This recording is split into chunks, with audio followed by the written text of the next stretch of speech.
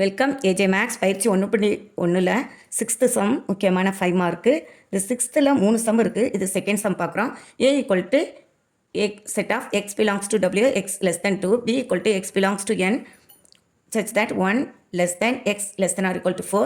C டைரெக்டாக கொடுத்துட்டாங்க. இந்த 3 பேரையும் கொடுத்துட்டு இதை கேட்டிருக்காங்க. A cross B intersection C = A cross B intersection A cross Cன்னு காட்ட சொல்லியிருக்காங்க. ஃபஸ்ட்டு நமக்கு இந்த கணக்கட்டமைப்பு முறையிலேருந்து வெளியே எடுத்து எழுதிடுவோம்.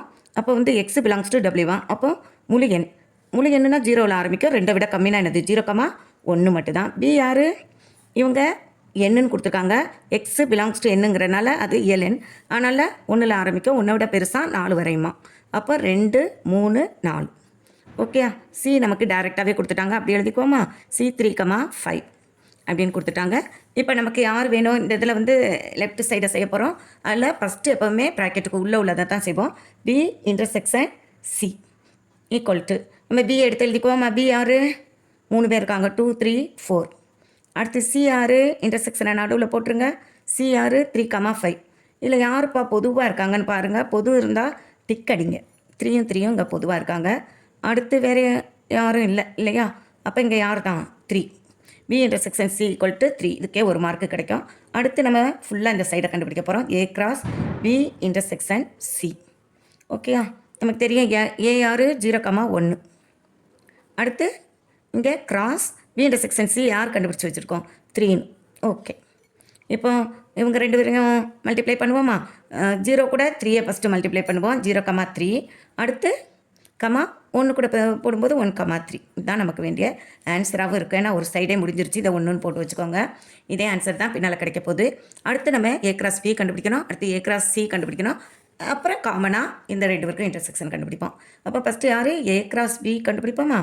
A cross B அப்படிங்கும்போது நம்ம என்ன பண்ண போகிறோம்? ஃபஸ்ட்டு A எடுத்து எழுதிக்குவோமா? 0,1. அடுத்து கிராஸ் B யார்? 2, 3, 4. 3 பேர் இருக்காங்க. ஓகே. இப்போ நமக்கு 2, 3 சார் 6 கிடைக்கும். இப்போ பாருங்களேன், ஃபஸ்ட்டு 0வால் இந்த 3 பேரையும் மல்டிப்ளை பண்ணுவோம். அப்போ ஆர்டர் பேர் என்னென்ன கிடைக்கும்? 0,2. அடுத்து 0,3. அடுத்து 0,4. ரொம்ப சிம்பிள் மல்டிப்ளை பண்ணிடலாம். அடுத்து 1ஆல் மல்டிப்ளை பண்ணும்போது 1,2. அடுத்து 1,3. நெக்ஸ்ட்டு 1,4. அவ்வளோதான். இது A cross Bயை முடிச்சிட்டோம். அடுத்து யாரை கண்டுபிடிக்க போகிறோம்? A cross C. இவங்களுக்கு A எடுத்து எழுதிடுவோமா? 0,1. கிராஸ் C யாருப்பா? 3,5. ஓகே. இங்கே 2 இருக்குது, இங்கே 2 இருக்குன்னா பொதுவாக 4 பேர் ஆர்டர் பேர் உள்ளே கிடைக்கும். ஓகேயா? அப்போ ஃபஸ்ட்டு யார்? 0வால் 3யும் 5ம் நம்ம மல்டிப்ளை பண்ணி எழுத போகிறோம். 0,3. நெக்ஸ்ட்டு 0,5. அப்புறம் 1ஆல் 3யும் 5யும் மல்டிப்ளை பண்ணும்போது என்ன வரும்? 1,3. அடுத்து 1,5. ஓகேயா? இப்போ நமக்கு என்ன வேணும்? காமனாக எல்லாரையும் எடுத்து நம்ம பொது கண்டுபிடிக்க போகிறோம். அப்போ A cross B, அப்புறம் அதுக்கு இன்டர்செக்ஷன் கண்டுபிடிக்க போகிறோம். எங்கே? A cross Cக்கும். ஓகேயா? 2 பேருக்கும் பொதுங்கும்போது நான் இப்படியே பார்த்தே கம்பேர் பண்ணுவோமா? டிக் அடித்தாலே போதும். தலையில் டிக் அடிச்சிருங்க. இங்கே பாருங்கள் 0,3, 0,3 காமனாக இருக்காங்க. அடுத்து பாருங்கள், இங்கே என் கண்ணில் படுது 1,3, 1,3. வேறு யாரும் சேமாக இருக்கிற மாதிரி தெரியலை. எடுத்து எழுதிடுவோமா? 0,3. அடுத்து 1,3. இப்போ எழுதும்போதே உங்களுக்கு ஒரு ஜாலி மூடு வரணும். ஏன்னா இங்கே பாருங்கள், இதுவும் என்ன ஆயிடுச்சு? சேமாக வந்துருச்சு. நம்ம அழகாக கண்டுபிடிச்சிட்டோம். அப்போ therefore 1 = 2 தான். ஓகே. அப்போ நமக்கு தெரிஞ்சிருச்சு இவங்க 2 பேரும் ஈக்குவல் தான்.